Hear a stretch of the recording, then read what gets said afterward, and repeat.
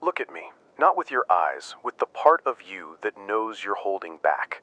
Right now, there's a voice inside that whispers reasons, builds fences, draws maps of safe routes that keep you small.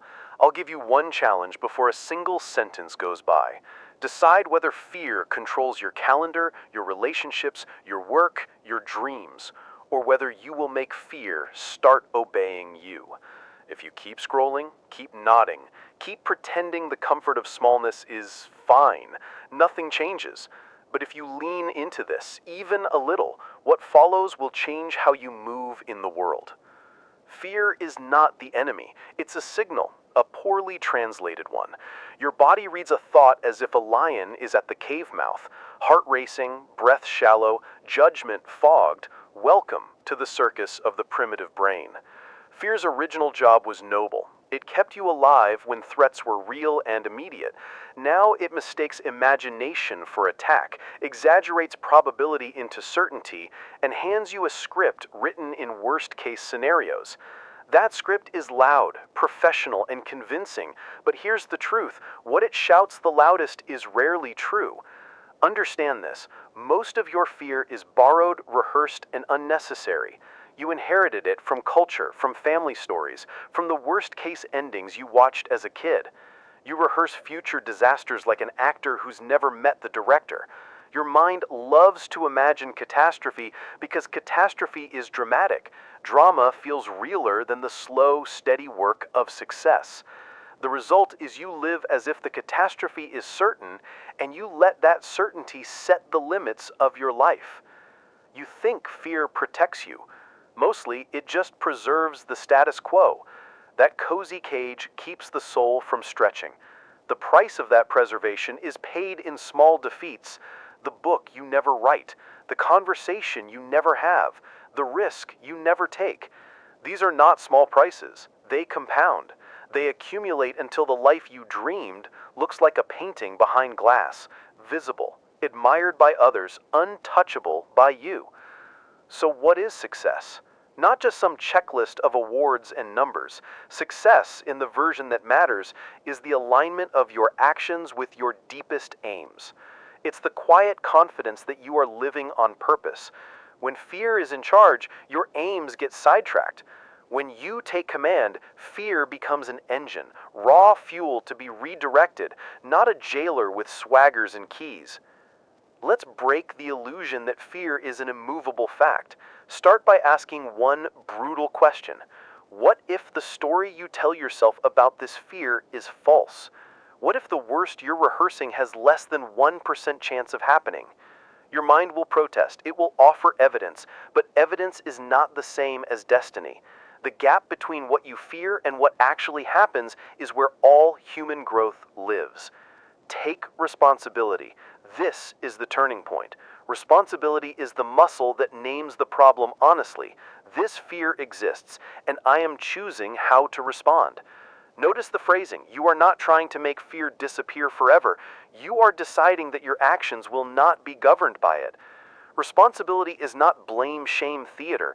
It's a clean, controlled appraisal and a commitment to move. The moment you accept responsibility, you move from being a passive bystander in your life to an active architect. That shift feels uncomfortable at first. It also feels powerful.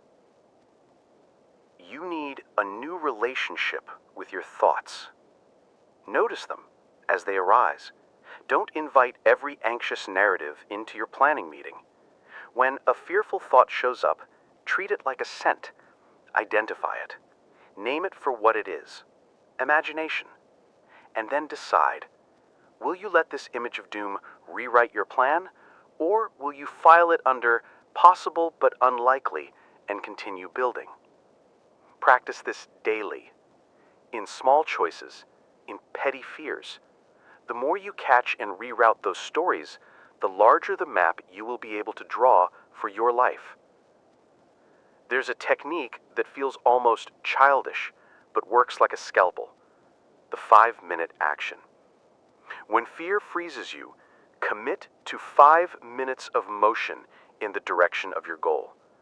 Not the grand gesture, the smallest forward movement you can imagine. Open the document. Make one call. Draft one paragraph. Do one push-up.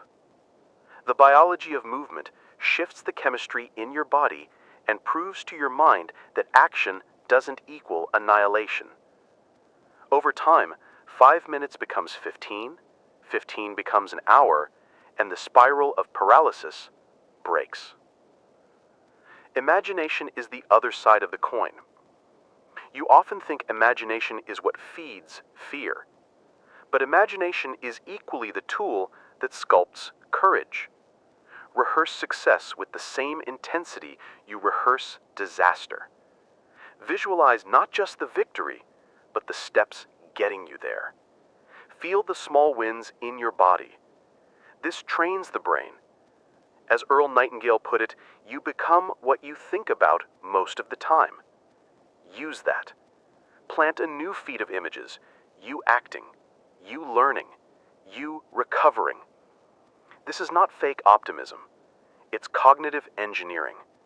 Your subconscious will begin to negotiate with you differently once it has a new internal movie to play. Now, know your fear's categories. There are practical differences between them, and knowing which one you face helps you choose the right approach. Fear of failure is about pride and identity. You must redefine what failure means. See it as data, not judgment. Fear of criticism is social. Expose yourself gradually. Criticism loses power when it becomes ordinary. Fear of the unknown is existential. You must build a repeated practice of exploration, small and steady steps into mystery. Treat fear like a problem with different solutions, not a single enemy to be crushed.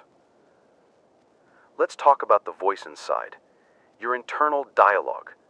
It is an echo chamber. If that voice is a critic, it will find reasons to justify inaction. If it's a coach, it will offer actionable feedback. Begin to script the coach. Replace "I can't" with "I will try." Replace "I'm not ready" with "I will learn." That simple rephrasing rewires how you approach tasks. Some famous minds said variations of this for a reason. The language you use internally lays the track your behavior will follow. Responsibility, 5-minute action, imagination, reframing. These are the tools I give you now. Use them. Use them today. You don't have to demolish all fear at once. You need a steady, uncompromising commitment to test fear's claims. Each time you put action ahead of avoidance, you get new data. This data cumulatively discredits fear's propaganda. The more evidence you collect that action is survivable, that failure is repairable, that criticism is often stupidity rather than truth, the less persuasive fear becomes. I want you to sit with a question and not let yourself answer it in safe phrases. I want the kind of answer that feels like an admission, the kind that makes your chest tighten and your stomach churn because it's honest. Here it is. What's the one thing you are avoiding because you are afraid of being judged, failing, or losing? Say it out loud. Write it down. Put it where you can see it. That name is your starting line. Now pick a 5-minute action that edges you toward that thing. Do it. Report back in the comments below. Tell me the name of the fear and the tiny first move you took. What will you tell me? Will you keep protecting the version of yourself who's small and comfortable? Or are you going to prove, day by day, that courage is built by repetition? Write in the comments right now. What are you actually afraid to admit about your life?